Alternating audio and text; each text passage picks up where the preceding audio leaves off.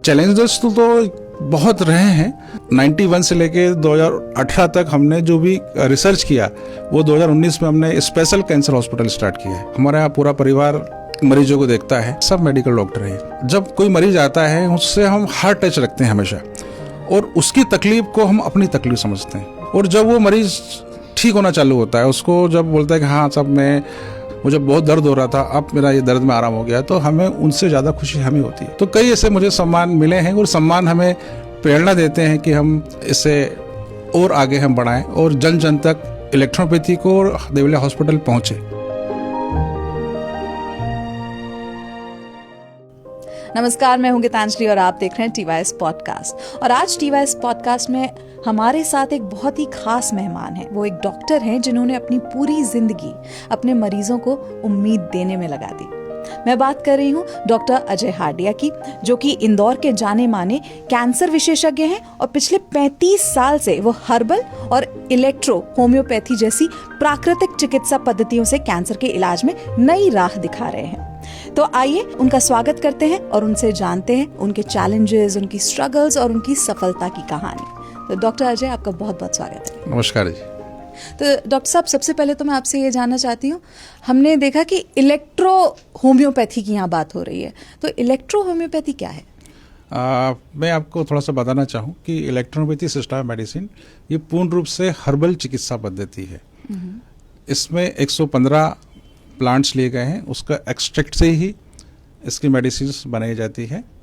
Process ये होता है कि जब जो प्लांट्स होते हैं उनको कोएवेशन मेथड से उसका हम एक्सट्रैक्ट निकालते हैं, और उसका हम प्यूरिफिकेशन हम जब करते हैं तो उसमें अल्कलॉइड्स हम निकाल लेते हैं। अच्छा। केवल उसके अंदर एनर्जी होती है, वो एनर्जी जो कॉस्मोस से हमें सूर्य की रोशनी से हमें जो मिलती है। और इलेक्ट्रो ही नाम इसलिए रखा गया है कि ये इसकी मेडिसिन बिजली की तरह कार्य करती है। अच्छा। कि जैसे ही हमने पेशेंट्स के ऊपर हमने एक्सटर्नल अप्लाई किया, या हमने उसको इंजेक्शन लगाया, या हमने उसको खाने के दी, तुरंत प्रभावी होती है। जैसा हम मानते हैं कि एलोपैथी की मेडिसिन तुरंत प्रभावी होती हैं, तो हमारी इलेक्ट्रोपैथी की मेडिसिन भी एलोपैथी ज़्यादा फास्ट काम करती है। अच्छा जी। हालांकि हम तो ये देखते हैं कि अभी तक लोग ये मानते थे कि होम्योपैथी, इलेक्ट्रो होम्योपैथी के बारे में तो खैर ज़्यादा लोगों को पता ही नहीं है, जानकारी ही नहीं है। लेकिन लोगों का ये मानना है कि होम्योपैथी बहुत स्लो काम करती है। तो इस बारे में आप क्या कहना चाहेंगे? बिल्कुल, इलेक्ट्रो होम्योपैथी का इन्वेंशन ही इसी बात से हुआ है कि होम्योपैथी का इन्वेंशन होने के बाद डॉक्टर काउंट सीजर मेटी ने इस चिकित्सा पद्धति को इसका इन्वेंशन किया। उसके पीछे रीज़न यही था कि उन्होंने जो भी होम्योपैथी में जो भी कमियां थी उसको उन्होंने अलग करके, अच्छा। और एक नई चिकित्सा विधा जिसके अंदर मात्र 115 प्लांट्स लिए, और उन्होंने इस सिस्टम का इजाद किया, और पूरी देश और दुनिया के अंदर इस सिस्टम को फैलाया गया है। तो आपने इलेक्ट्रो होम्योपैथी को ही क्यों चुना? उसका कारण ये है कि सबसे अलग चिकित्सा पद्धति है। मतलब इसके जो रिजल्ट जो हमने देखे हैं पिछले 35 साल के, मैं अपना अनुभव आपको बताऊं तो हमने ऐसी बीमारियों को ठीक किया है जो कहते हैं कि वो अनक्यूरेबल है, ड्रेडफुल डिसीजेज हैं। जी, जी। जो एलोपैथी से मरीज परेशान हो गए हैं, आयुर्वेद भी ले लिया, होम्योपैथी भी ले लिया, फिर वो ठीक नहीं हो रहे हैं। तो इस चिकित्सा विधा से हमारे पास जब मरीज आया और हमने उसको ट्रीट किया और वो पेशेंट ठीक हुआ, तो ये जो इलेक्ट्रोपैथी है ये बीमारी को रूट आउट करती है। अच्छा। मतलब ये कहूँ कि इसका जो प्रिंसिपल है इस इलेक्ट्रोपैथी का, ये ब्लड और लिम्फ को प्यूरिफाई करती है। अच्छा। जो हमारे जो वाइटल फ्लूइड हैं जो हमारे ब्लड के अंदर सर्कुलेट हो रहे हैं, तो उसको ये फिल्टर करती है, उसके जो भी उसका इन्फेक्शन होता है उसे रूट आउट करती है, और बीमारी को पूर्ण रूप से ठीक करती है। तो आपसे बातचीत के दौरान आप मुझे बता रहे थे जैसे कैंसर का ट्रीटमेंट होता है इससे, और ऐसी इलाज होते हैं जो एलोपैथी में मना कर दिया जाता है कि अब आगे कोई इलाज है ही नहीं। देखिए, इसके पहले इसके सबसे बड़ी बात यह है, इलेक्ट्रोपैथी का इजाद ही हुआ है कैंसर के लिए। अच्छा। हमारे जो फाउंडर काउंट सीजर मेटी रहे हैं, इनकी मदर को ब्रेस्ट कैंसर हुआ था। अच्छा। 1840 की बात है ये। तो उस समय वो वहाँ के वो रॉयल फैमिली को बिलोंग करते थे। अच्छा। मेंबर ऑफ पार्लियामेंट भी रहे वहाँ के वो, तो प्रतिष्ठित व्यक्ति थे। तो उन्होंने उस समय जो भी एलोपैथी इलाज होता था, होम्योपैथी इलाज, सब इलाज कराया, परंतु उनकी मदर को बहुत पेन होता था, एकोनस पेन होता था। तो उन्होंने खुद रिसर्च किया और उन्होंने ऐसी मेडिसिन बनाई जो पेन को ख़त्म करे। अच्छा। और कैंसर होने के बाद उनकी मदर 10 साल तक जीवित रही पेनलेस करके। अच्छा। और उन्होंने फिर अपना 20 साल उन्होंने अनुसंधान किया और 1865 में एक नई चिकित्सा विधा इलेक्ट्रोहोम्योपैथी दी। और आज हम जो कैंसर का इलाज कर रहे हैं, बहुत ही जो रिजल्ट हमें मिल रहे हैं वो रिजल्ट ऐसे हैं कि मेटास्टेटिक कैंसर के मरीज भी हमारे यहाँ पे ठीक हो रहे हैं। अच्छा। हम कहते हैं कि एक बार यदि मेटास्टेटिक हो जाए, यदि कैंसर 4th ग्रेड पे पहुंच जाए तो वो 3rd ग्रेड और 2nd ग्रेड में नहीं आता है। हाँ, मतलब रिवर्स नहीं होता है। परंतु हम जो ट्रीटमेंट कर रहे हैं उसके अंदर पेशेंट रिवर्स होता है और वो ठीक भी होता है।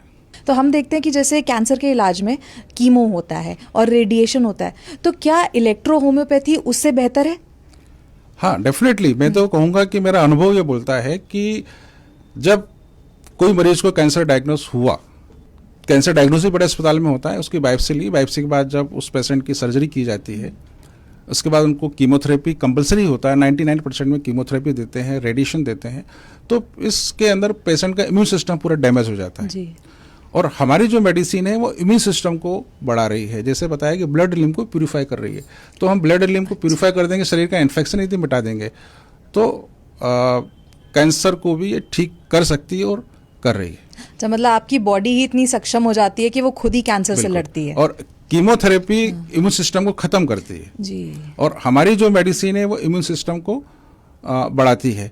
जैसे कहें कि जब कैंसर होता है तो पेशेंट को जब कोई तकलीफ हुई, कोई गांठ हुई, जलन हुई, दर्द हुआ, है ना, या उसको कोई उल्टियाँ हो रही हैं, कहीं से उसको खांसी के द्वारा ब्लड आ रहा है, रेक्टम के द्वारा उसको ब्लड आ रहा है, तो वो डॉक्टर पास जाता है, डायग्नोस कराता है कि हाँ भाई मुझे अब पता लगा उसको कैंसर हो गया है, तो वो उसकी तकलीफ को कम करने जाता है। परंतु जब कीमोथेरेपी दी जाती है तो उसमें तकलीफ उसकी बढ़ती है, इम्यून सिस्टम उसका खत्म होता है। हम देखते हैं कीमोथेरेपी दी, सर के बाल चले गए, वेट लॉस हो गया, उल्टियाँ होना चालू हो गई, मोशन होना और चालू बढ़ गए।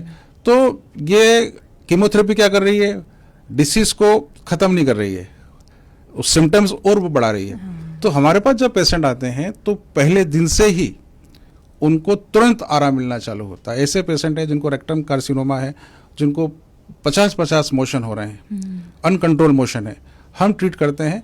हम 24 घंटे में ही उनकी बर्निंग, जलन बंद कर देते हैं। ब्लीडिंग हो रही है तो ब्लीडिंग को हम इसको स्टॉप कर देते हैं। और उनका जो मोशन 50 बार हो रहा है वो 4 दिन, 5 दिन, 6 दिन के अंदर उनका मोशन जो 50 बार हो रहा है वो 4 और 5 और 6 पे आ जाता है। तो इतना इफेक्टिव रिजल्ट आपको किसी भी चिकित्सा विधा में नहीं मिलेंगे।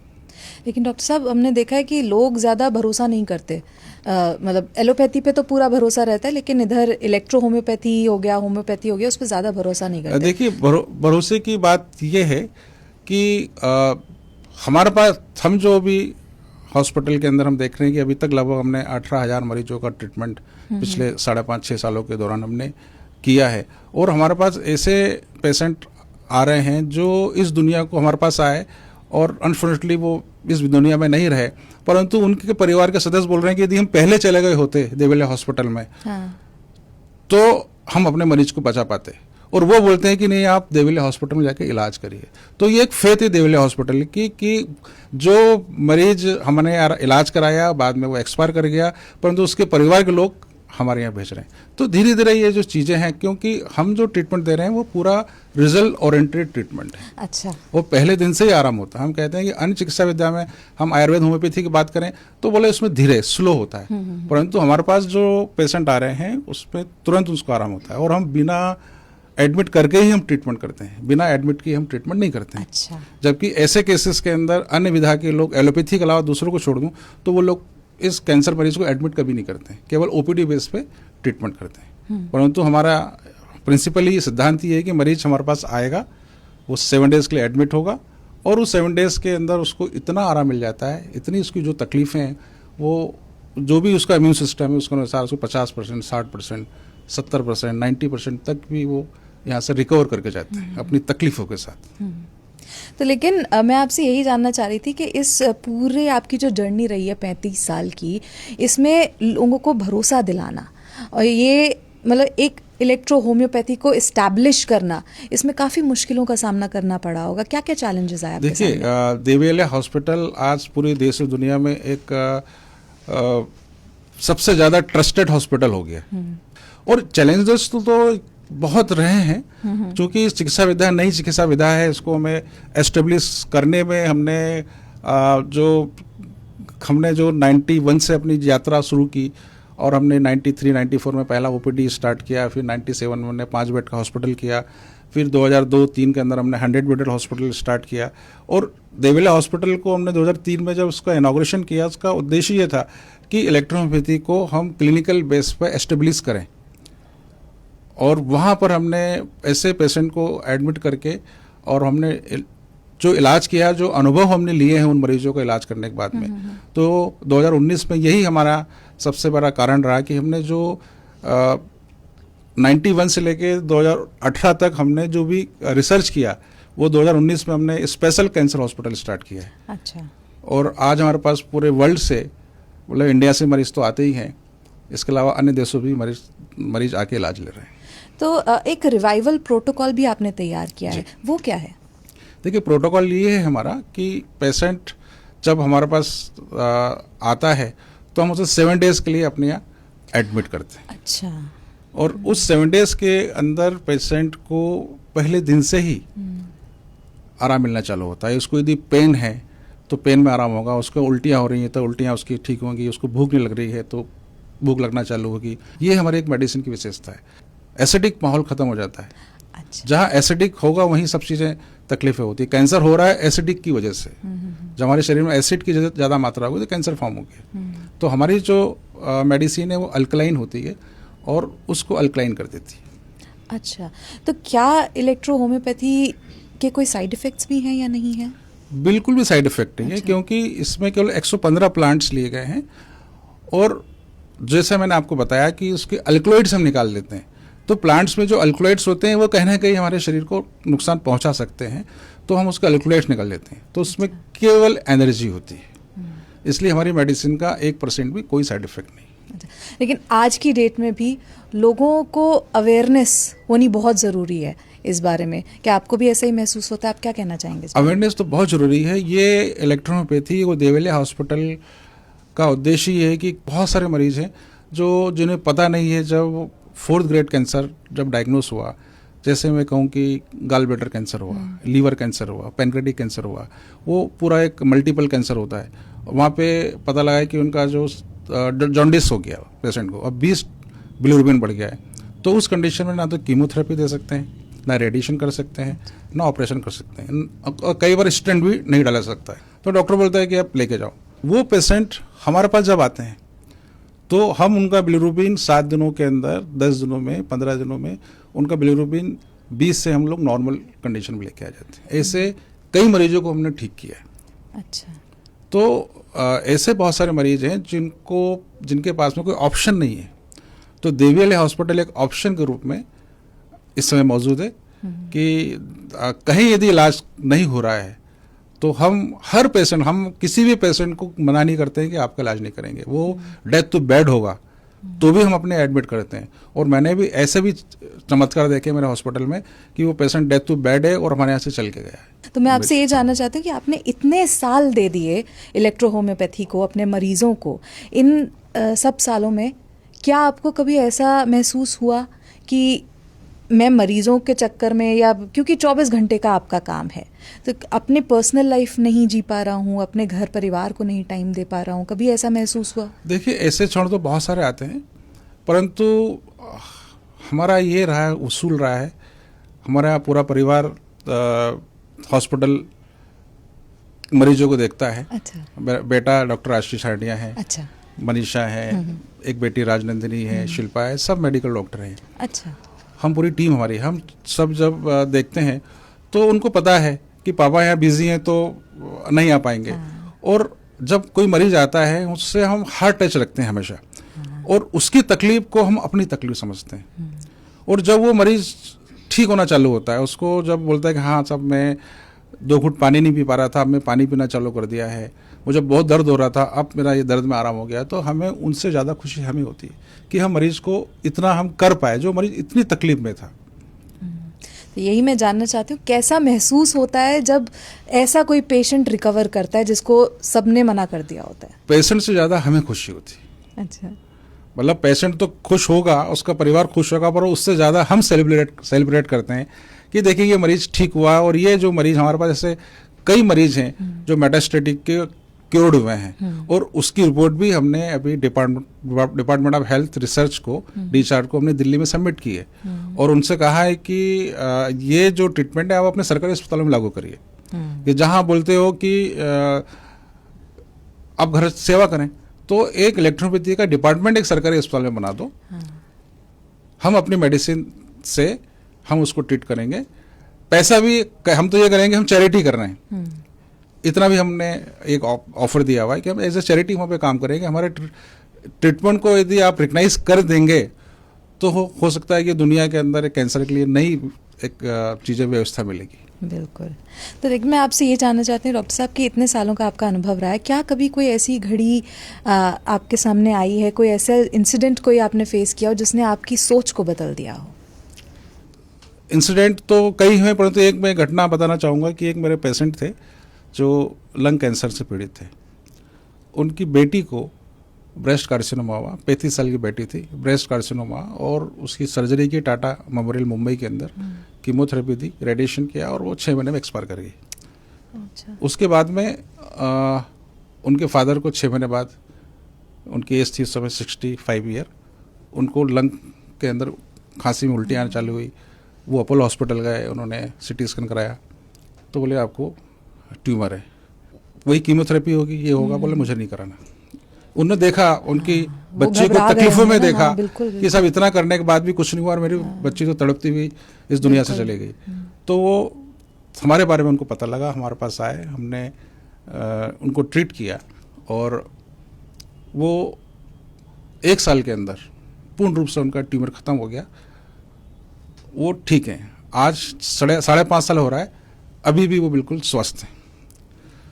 तो उनकी खुशी अभी भी हमें प्रेरणा देती है कि 5 साल बाद भी लोग बोलते हैं ना कि सब मेटास्टेटिक तो भी ठीक नहीं हो सकता है, तो वो 5.5 साल भी हैं, तो वो एक प्रेरणा हमें बने हुए हैं। हमेशा मैं ये बात करता हूँ उनकी। उसके बाद तो कई मरीज कैंसर के ठीक हुए हैं, परंतु वो हमारे लिए सबसे प्रेरणादायक मरीज हैं, और अभी भी कई मरीजों को हमारे यहाँ पे वो भेजते रहते हैं। पर उन्हें भी लगता होगा काश बेटी के टाइम पे भी आप ही के पास चले गए होते। आगे इसमें आप क्या एडवांसमेंट्स देख रहे हैं, अगर आगे के 10 साल की बात की जाए तो? देखिए, हमारा तो सबसे बड़ा जो चैलेंज ये है कि सरकार को हम राजी कर पाएँ कि चिकित्सा विधा को सरकार अपने अस्पतालों में लागू करे। इसके लिए हम लोग सेंट्रल गवर्नमेंट से जो IDC बनी हुई है, उसमें हम लोग हमने प्रूविंग केसेस हमने दिए हैं। हमने मध्य प्रदेश सरकार से बोला हुआ है, अभी माननीय मुख्यमंत्री जी डॉक्टर मोहन यादव जी से भी एक कार्यक्रम के जरिए उन्होंने जब मुझे सम्मानित किया था, तब भी मैंने यही निवेदन किया था कि सर आप इनको अपने अस्पताल में लागू करेंगे तो हजारों मरीजों को नई प्रेरणा मिलेगी, और वो मरीज ठीक भी होंगे। और मैं कह रहा हूँ कि कैंसर से ठीक ना हो, उनका दर्द ही कम हो जाए, तकलीफें कम हो जाए, तो ही बहुत बड़ी बात है। कैंसर का सबसे बड़ी बात है कि आदमी जीना तब चाहता है जब उसको दर्द ना हो, तकलीफ नहीं हो। यदि दर्द हो तो बोलता है कि सब मुझे तो सुसाइड करना है। कई ऐसे मरीज हैं जो बोलते हैं साहब कि मैं तो कूद जाऊंगा, मैं तो मर जाऊंगा, मुझे इतना दर्द है। तो कम से कम वो तो राहत मिले उसको। बिल्कुल। तो आपको इन्हीं कंट्रीब्यूशंस के लिए सम्मानित भी किया गया है। तो पहले तो उनके बारे में बताइए, और सबसे ज्यादा वो गर्व फील करने वाला जो पल था वो क्या था? देखिए, सबसे ज़्यादा गर्व फील करने वाला तो यही था कि 2 पल ऐसे रहे कि जब मुझे सम्मानित किया देश के स्वास्थ्य मंत्री JP नड्डा जी ने। अच्छा। तो वो हमारे लिए अविस्मरणीय पल है कि उन्होंने हमें सम्मानित किया। मध्य प्रदेश के दोनों मुख्यमंत्री हैं, शिवराज सिंह चौहान जी ने मुझे सम्मानित किया, डॉक्टर मोहन यादव जी ने सम्मानित किया। इसके अलावा मुझे गुजरात के मुख्यमंत्री ने भी सम्मानित किया, छत्तीसगढ़ के मुख्यमंत्री जी ने भी सम्मानित किया। तो कई ऐसे मुझे सम्मान मिले हैं, और सम्मान हमें प्रेरणा देते हैं कि हम इसे और आगे हम बढ़ाएं, और जन जन तक इलेक्ट्रोपैथी को और देवलिया हॉस्पिटल पहुँचे। ये हमारी एक विशेष हम लोग अभी काम कर रहे हैं इस पर। तो मैं आपसे ये जानना चाहती हूँ, जो इतने यंगस्टर्स हैं, अब वो आगे डॉक्टर बनना चाहते हैं, तो उन्हें आप क्या मैसेज देना चाहेंगे? मेरा मैसेज तो यही है कि यदि हम किसी का जीवन बचा सकें। मेडिकल प्रोफेशन ऐसा है जो सीधे सीधे व्यक्तियों की तकलीफों से जुड़ा हुआ है, और जो लोग इस चिकित्सा विधा से आना चाहते हैं, जो उसमें अपना करियर बनाना चाहते हैं, तो निश्चित ही कि इलेक्ट्रोपैथी में यदि वो करियर बनाएंगे तो बहुत ही इसका फ्यूचर बहुत अच्छा है। और आने वाली जो चिकित्सा विद्या है, फ्यूचर ऑफ मेडिसिन है, ये मैंने सपना देखा था 90 के दशक के अंदर कि इलेक्ट्रोहोम्योपैथी फ्यूचर की मेडिसिन होगी, और आज इस सपने को मैं सामने अपने देख रहा हूँ, और आने वाले समय के अंदर 10 सालों के अंदर इलेक्ट्रोहोम्योपैथी पूरे इंडिया में छा जाएगी। चलिए ठीक है डॉक्टर हार्डिया, हमारे साथ आज जुड़ने के लिए बहुत बहुत धन्यवाद आपका। इतनी जानकारी आपने हमसे साझा की, थैंक यू सो मच हमारे साथ जुड़ने के लिए। थैंक यू जी, नमस्कार। तो इसी के साथ TYS पॉडकास्ट के इस एपिसोड में बस इतना ही। अगली बार फिर होगी मुलाकात, तब तक के लिए नमस्कार।